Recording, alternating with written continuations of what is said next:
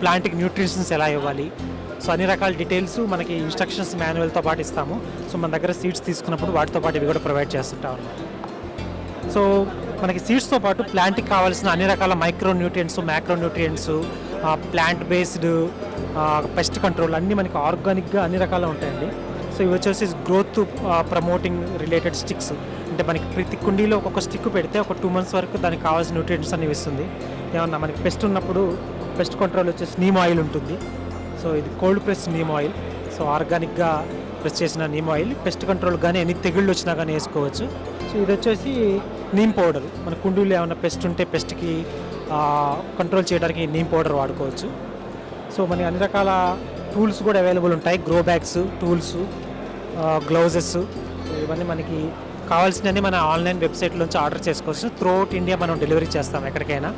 So India కానీ వేరే countries కానీ ఎక్కడికైనా డెలివరీ చేస్తాం.